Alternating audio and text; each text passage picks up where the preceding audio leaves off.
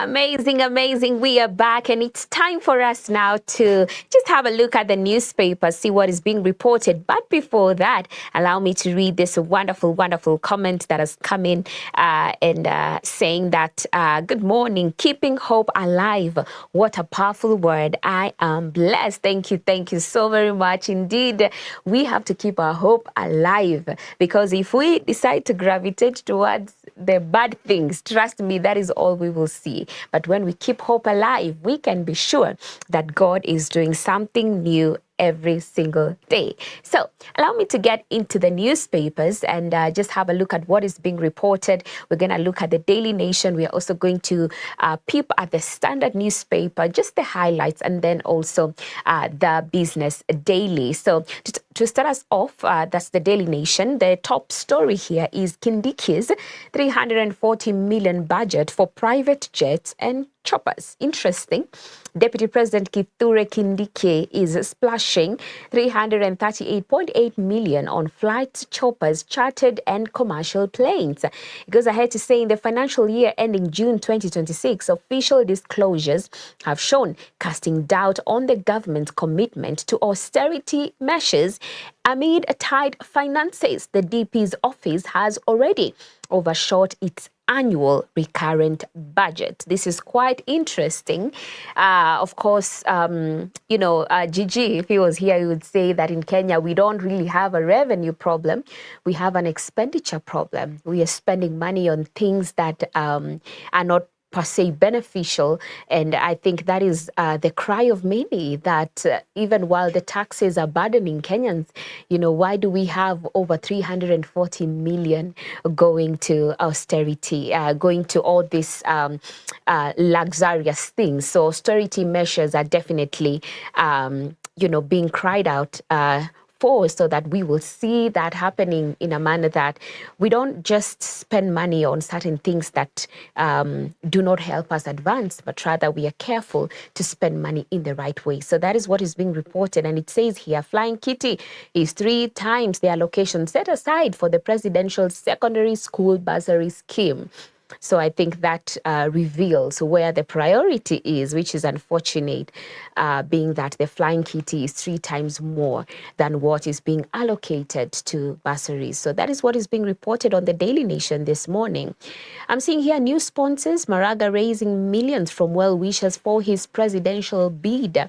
This is a story covered on page 6. Of course, as you know, David Maraga is also a presidential aspirant, and we are seeing that he's raising millions because definitely that campaign cannot be easy. So we will keep seeing and looking out for that, and we wish him all the very best as well. Mystery death of 15 street children within 1 month, which is really, really unfortunate, because to see children in the streets, it's really sad. Anytime a child comes to you and they need this or they need that, and you wonder, where are the parents?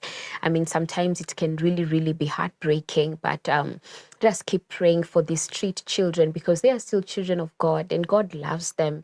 And if, at any point you're able to help, it will be really, really good, because they're exposed to so much. And you can read that story on page 3. Moving on, I see why nearly half of Kenyans are unhappy with CBE grading. So it says here that close to half of Kenyans are dissatisfied with the grading system under the competency-based education, citing information gaps on its application. A poll by Infotrack shows 45% of the respondents complained the system that rates performance under 4 bands is confusing.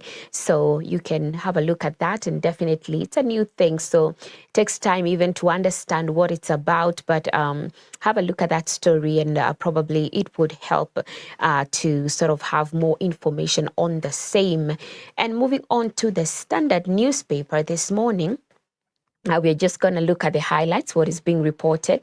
And I see the first story here is gold scammers haven.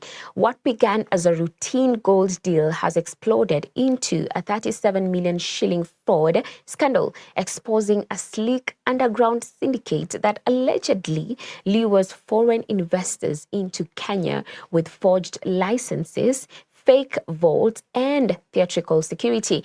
As detectives here close in, the case raises uncomfortable questions about how organized gold scams continue to thrive in plain sight. So several suspects have been arrested in similar schemes, but they thrive instead of languishing in Kamiti or Kodiaga prisons. This is a story that has been reported on page 7, whereby scammers are going scot-free. Have a look at that story in more details. And of course, that is just what is being reported on the Standard newspaper. Coming to the Business Daily this wonderful morning, I see investors earn 176 billion shillings from Treasury bonds. Quite interesting. I see that 2.7 trillion worth of bonds traded at NSE and papers have been fetching premium prices. And I also see here a story states Second's new CEO to Cusco in recovery push. We also have Safaricom bonds quadruple, and I also see Ethiopia scouts Kenyan stockbrokers for its capital market.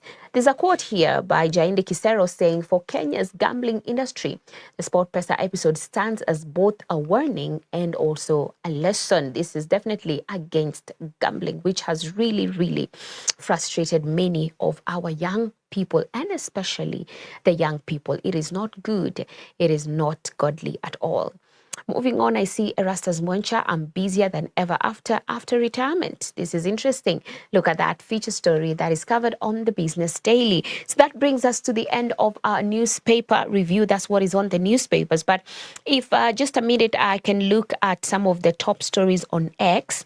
Number one, of course, it's whatever is at the moment just trending right now is what we saw yesterday about 2 days ago, about 11 billion shillings fraud that was uncovered in New SHA system. And we also have Uganda Army chief declares Bobby Wine wanted dead or alive after disputed election. Quite interesting. And on the news, sports news here, I see Chelsea's João Pedro brace secures dramatic Napoli comeback win. So that is a story that has been covered on the trending news on X, and you can have a look at it. So that brings us to the end of our newspaper review and also trending stories. Let's now have a look at the video of the day.